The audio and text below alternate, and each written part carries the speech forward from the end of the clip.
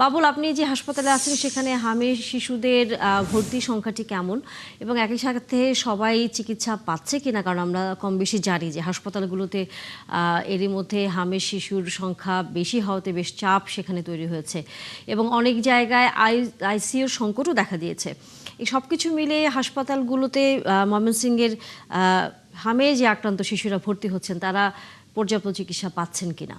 প্রথমে যেটি বলবো যে হাসপাতালে যে একটি আইসোলেশন ওয়ার্ড খোলা হয়েছে হামের জন্য, সেখানে 68 শয্যার বিপরীতে আজকে 96 জন শিশু সেখানে চিকিৎসা নিচ্ছে। সুতরাং বুঝতেই পারছেন যে আসলে রোগীর চাপ বাড়া, বাড়তি রোগীকে মেঝেতে চিকিৎসা নিতে হচ্ছে। যেহেতু তারা হামের উপসর্গ নিয়ে চিকিৎসা নিচ্ছে, তাদের অনেকেই মারাত্মক নিউমোনিয়া আক্রান্ত।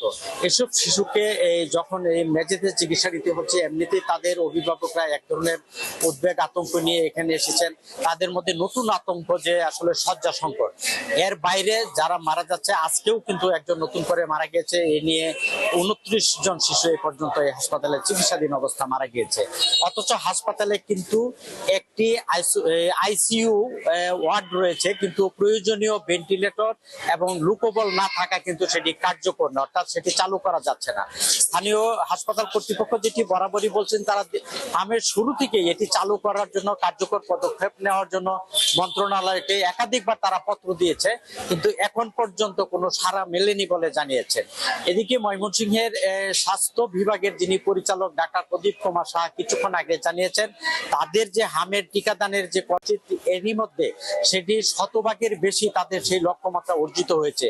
তারপরেও কেন এই প্রকোপ কমছে না, এটি নিয়ে কিন্তু তারা নিজেরাও কিন্তু নানান ভাবে আসলে এক ধরনের তাদের মধ্যে বিভ্রান্ত রয়েছে যে কাভারেজের পরেও কেন আসছে। তবে তারা যেটি বলছেন যে আগামী আরো অন্তত 4 সপ্তাহ পরে সেটি হয়তো পুরোপুরি নিয়ন্ত্রণে আসবে, কারণ এটি এই মাসের মে মাসের 20 তারিখ পর্যন্ত টিকাদানের যে কার্যক্রম সেটি অব্যাহত থাকবে এবং সেটি পুরোপুরি কাজ করতে আরো 4 সপ্তাহ অপেক্ষা করতে হবে। স্বাস্থ্য বিভাগের আশা যে এরই মধ্যে এটি হয়তো পুরোপুরি নিয়ন্ত্রণে আসবে। তবে রোগীর স্বজনেরা অবিলম্বে হাসপাতালের যে আইসিইউ সেটি চালু করার জন্য সরকারের কাছে দাবি জানিয়েছেন। করোনা কালেও আমরা দেখেছি যে যত দ্রুত সিদ্ধান্ত নেওয়া হতো, এই হাম পরিস্থিতিতে আসলে ততটা দ্রুত কাজ হচ্ছে বলে মনে করছেন না সংশ্লিষ্ট।